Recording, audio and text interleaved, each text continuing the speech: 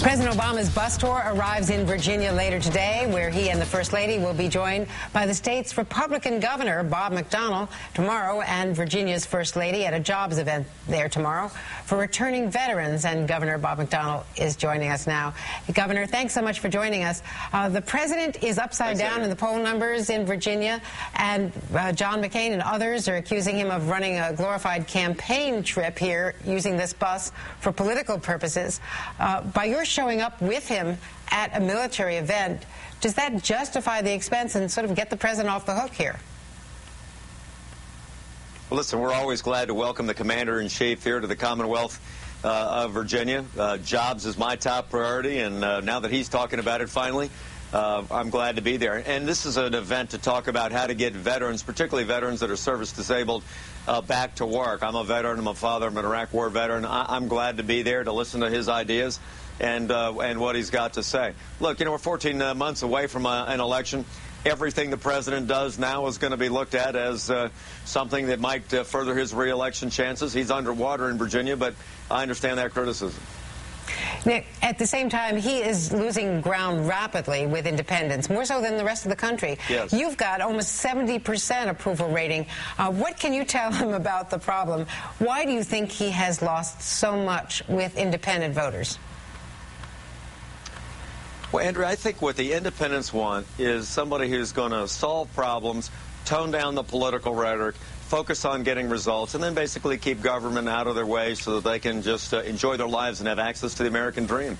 And that's not what the president's doing. I think he's blaming other people, whether it's the Tea Party, House Republicans, Wall Street, for problems, and he's not producing results. Look, we've got a $14 trillion debt growing dramatically with the debt ceiling increase, 9.1% sustained unemployment rate. I mean, people want to see results there, want to see spending come down and focus on economic development. And I don't see that we've got a realistic job-creating plan that promotes entrepreneurship, that focuses on a comprehensive energy policy. And so I think we got more spending and more stimulus, and I think people are frustrated with that. It didn't work the first time, and I don't think independent voters think it'll work now.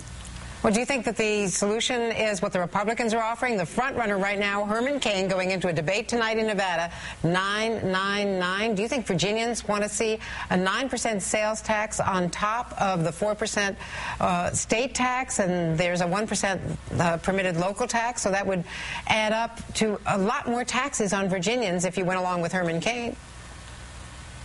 I think there's broad agreement among all the Republican candidates that tax reform that promotes entrepreneurship, that stimulates business to create new jobs, and that reduces the tax burden on wealth creators is the way to go. But is Herman Cain the way to go? I mean, plan. Why do you think Herman Cain is the front runner? Aren't voters saying, Republican primary voters saying, that they are yet not satisfied with Mitt Romney? I think it's still a wide-open field. Herman Cain's a great business guy. You got two former governors who've had great results on jobs and spending on their states. They're the top three, but I think it's still wide open, Andrea. And whoever wins this race, I can tell you there is going to be a unified Republican team that's motivated to help us win next year, because they see the difference in any of the Republican platforms and what we have coming out of this administration that, frankly, has not been helpful to getting the economy back on track. Governor Bob McDonnell in Virginia, thank you very much for joining us on a busy day there today. Thanks, All right, Governor. Andrew. Always great to be on with you.